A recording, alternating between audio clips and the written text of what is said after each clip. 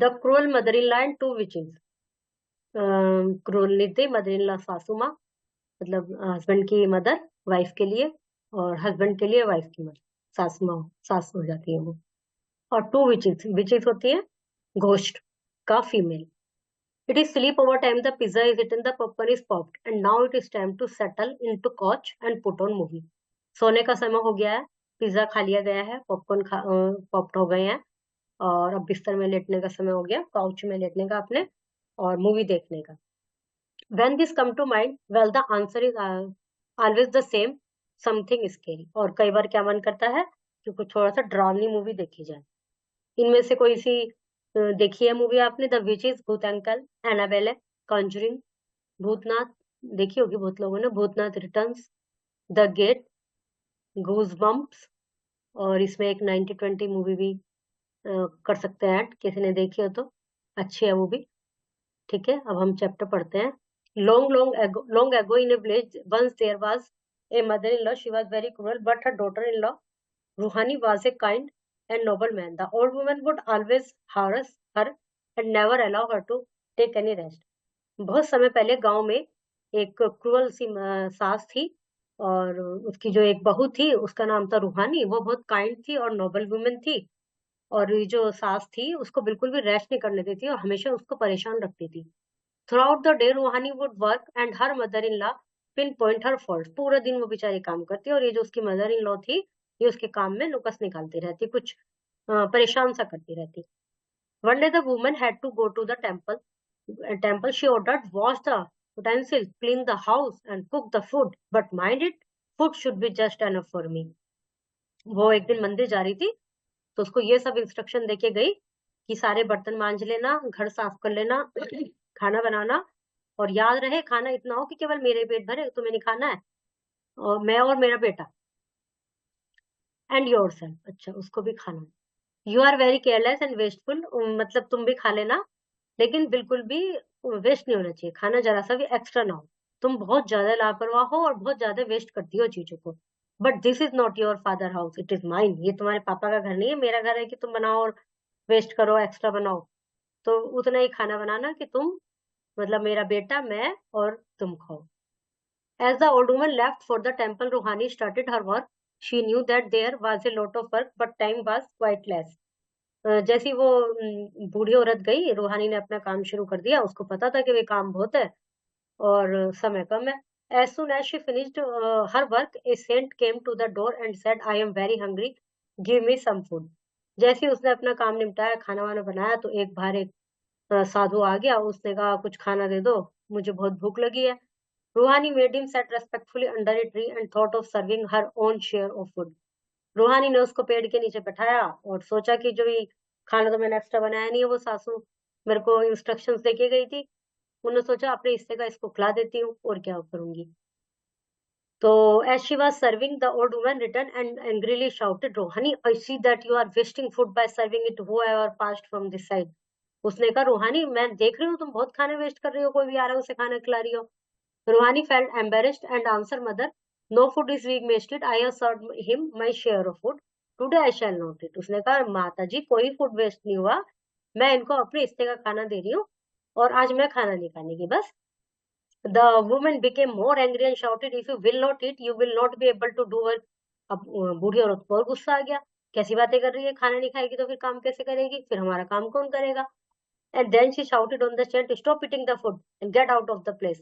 फिर उसने उस साधु को डांट दिया कि बंद कर ये खाना वाना, छोड़, निकल यहाँ से। The saint walked away with the cuts on his lips for the old woman. Rohani wept and said, "Please pardon me," but the old woman did not listen to her। संत तो चला गया उसको अभिशाप देकर, जैसे गुस्से में कह देते ना ये हो जाए, तो रूहानी रोने लगी। उसने कहा, कृपया मुझे माफ कर दो, लेकिन बूढ़ी औरत ने कुछ भी उसकी बात नहीं सुनी। She threw Ruhani out of the house. Ruhani pleading had no effect on mother in law. उसने क्या करा, उसने इसको, रूहानी को घर से बाहर उठाकर घर से बाहर धक्का दे दिया। उसकी प्रार्थनाओं को, उसकी विनती को उस पर कोई असर नहीं पड़ा। Finally, she decided to go her parent house. She decided to walk on the way it started raining heavily। फिर अब उसने क्या सोचा कि चलो अपने पापा मम्मी के घर चली जाती हूँ, इन्होंने तो भगा दिया है घर से। तो रास्ते में जब वो जा रही थी तो बारिश आ जाती है, She immediately took shelter in the hollow of a big tree. By chance, the tree was home of two witches. तो जैसे ही उसको बारिश पड़नी शुरू हुई, एक पेड़ के नीचे छिप गई. उस पेड़ में दो विच रहती थी, मतलब फीमेल भूत रहते थे, घोस्ट रहते थे. The witches also came flying on their broom and got under the leaves of tree. One of them said, I hate rain. वो बारिश की वजह से वो जो भूत थी वो भी वापस आ गई थी अपनी झाड़ू पर बैठ के. हैरी पॉटर में वो झाड़ू पर घूमता रहता है ना, तो ऐसे ये भी, इनका भी जो व्हीकल है वो झाड़ू होगा. और उनमें से एक बोली, ये मुझे बारिश बहुत बुरी लगती है. बहुत से कहते हैं ना कि बारिश अच्छी नहीं लगती मुझे, कुछ को बारिश बहुत पसंद होती है. ये देखो पेड़ के नीचे बैठी है ना जगह बना के. I love island. Let's go to the gold island, replied the other. Within no time, they fixed their brooms on the tree, and tree was up in the air, flying above the land, sea, tree, and after some time it landed to the gold island. उसने कहा कि चलो हम gold island पे चलते हैं, सोने के द्वीप पर, जहाँ सोना ही सोना, गोल्डन गोल्डो मतलब. और उन्होंने अपना जो उड़ने का था उसके पेड़ के नीचे लगाया और पेड़ को लेके उड़ चली. मतलब पेड़ के साथ ही उड़ रही है वो, क्योंकि पेड़ में उनका घर था. तो वो रास्ते में उनको क्या क्या दिख रहा था, जमीन दिख रही थी, समुद्र दिख रहे थे, पेड़ दिख रहे थे. और कुछ समय बाद वे गोल्ड आइलैंड पर पहुंच गई.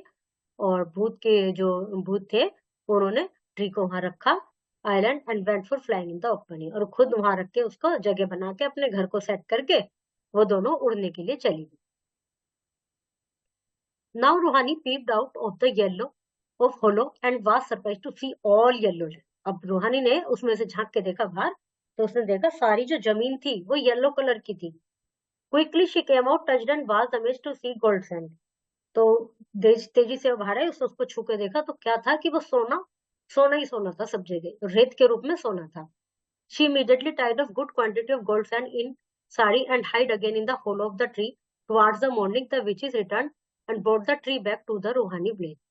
अब उन्होंने फटाफट उसको सारे सोने को इकट्ठा करा, अपनी साड़ी में बांधा खूब सारा, जितना भी वो कर सकती थी, और वापस पेड़ में आके बैठ गई. और फिर सुबह के समय ये विचेस थी, इन्होंने वापस पेड़ को उठाया और वापस उसी गांव में जाके रख दिया. As soon as the tree landed, the witches being tired, fall asleep. रूहानी quickly came out and went to her home. जैसे ही वो वहां पेड़ रखा, वो थक गई थी भाई, पूरी रात वहां पर घूमी, ये सब करा, वो दोनों सो गई. ये पेड़ से बाहर आ गई और अपने घर आ गई.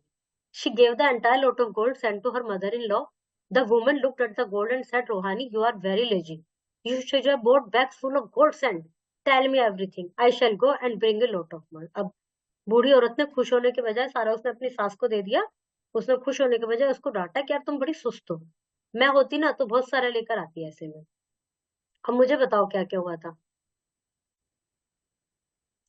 तो मुझे बताओ क्या हुआ था, मैं जाऊंगी और बहुत सारा लेके आऊंगी. फिर रूहानी ने सारी बात उनको बता दी. She bought 5 empty, large jute bags and went in the evening of the tree. Went in the evening to the tree. उसने 5 बड़े-बड़े बैग लिए खाली और चल दी पेड़ की तरफ. She also quietly hid herself as usual as the witches returned, and one said, I want to eat fish. वो तेजी से उस जगह जाके छुप गई जहाँ, जैसे कि उसकी बहू ने बताया था. फिर वो विच आई, उसने कहा कि मेरा तो फिश खाने का मन कर रहा है आज. Let's go to the fish island, answered the other. They fixed their boom and flew with the tree. तो कि ठीक है चलो तो फिश आइलैंड पे चलते हैं. उन्होंने उठाया पेड़ को अपने उसी पैटर्न पे, ब्रूम लगा के उसके नीचे, और चले गए. With no time they landed at the fish island. All over that island there were fish all around. और जल्दी ही वहां पहुंच गई फिश आइलैंड पे, और एक उसने वहां पर जाकर चारों तरफ फिश थी वहां पर. The witches went immediately to enjoy. In the meanwhile, the old woman came out, but got back again because there was no gold sand anywhere. जब उन्होंने उसको वहां रखा पेड़ को, तो वो तो चली गई एंजॉय करने के लिए, घूमने के लिए. तो बूढ़ी औरत बाहर आई, उसने देखा वहां तो कहीं भी सोना नहीं है और चारों तरफ मछलियां ही मछलियां हैं. Towards the morning, the witches returned after eating fish, and they started flying to the village with the tree. सुबह के समय वो फिश खा के वो चल दी अपना वापस विलेज की तरफ. The old woman could not control herself and angrily said, Oh, stupid witches, fly to the gold island. You are brainless. You don't know what is good. तो वो लेडी बूढ़ी औरत अंदर से चिल्लाई, ओ मूर्ख विचेज, जरा गोल्ड आइलैंड की तरफ चलो, तुम्हारे अंदर बिल्कुल भी दिमाग नहीं, तुम पता नहीं क्या सही है क्या गलत है। Both of the witches were shocked to hear all that scolding. दोनों औरतें, वो दोनों जो विचेस थी, वो बड़ी आश्चर्यचकित हो गई कि भाई किसकी आवाज आ गई, कौन आ गया हमारे इसके घर के अंदर। दे immediately shook the tree and old woman fell down from the hollow of the tree into the sea fish. Thus the witches laughed, leaving behind the old woman there to die.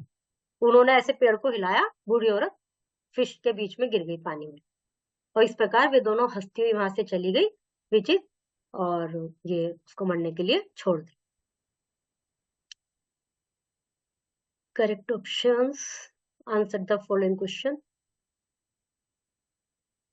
एंटोनियम्स, cruel, kind, village, city, इस तरह से, और इनके opposite से sentence को fill करना है।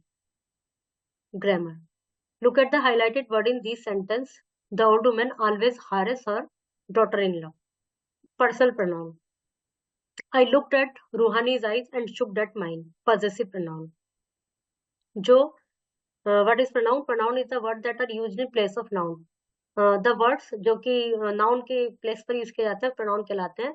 pronoun में kinds होते हैं, जैसे personal pronoun जो कि किसी की, जैसे मैं, तुम, वह, ये सब पर्सनल प्रोनाउन में आते हैं। दिस, दैट, ये डेमोन्स्ट्रेटिव प्रोनाउन में आते हैं। माइन, उसका, मेरा, उसका, इसका, ये सब पॉजिटिव प्रोनाउन में आते हैं। तो यहाँ पर हिज, हर, इनमें से जो भी दिए हुए हैं उनमें सही प्रोनाउन आपको फिल करना है। The saint walked away with the curse on his. Saint male है तो हिज, यदि यहाँ कोई फीमेल की बात चल रही होती तो हर आता। ओके, इनमें पे ये select suitable words from the books and complete the following sentence. Fill in the blanks है। Pronunciation, air, tail, pen, pronounce करना है इनको। Write about your own experience in the space provided when you got scolded by your mother, use the given clue. यदि आपकी mother ने आपको डांटा तो क्या एक्सपीरियंस उस समय का होता है, वो यहाँ पर लिखना है शॉर्ट्स में, शॉर्ट वर्ड में, मतलब शॉर्ट सेंटेंसेस में, और इसमें से हिंट्स ले सकते हैं। Based on the above instruction you can tell what are reason behind the scolding. और इन इंस्ट्रक्शन, जैसे मदर ने आपको डांटा, आपने ऊपर एक्सपीरियंस लिख दिया, इनके बेस पर, इंस्ट्रक्शंस के बेस पर आप लिख सकते हैं कि कारण क्या था, डांट क्यों पड़ी। Imagine your sister has not done her homework as she kept on playing. तुम्हारी सिस्टर ने होमवर्क नहीं किया, वो खेलती रही अपने फ्रेंड के साथ। Right, how would you make her understand. तो उसको क्या करोगे, कैसे समझाओगे, डांटोगे, पिटाई करोगे, या प्यार से समझाओगे। आपका उस समय क्या स्टेप होगा वो यहाँ पे आप लिखेंगे। Okay, chapter is completed.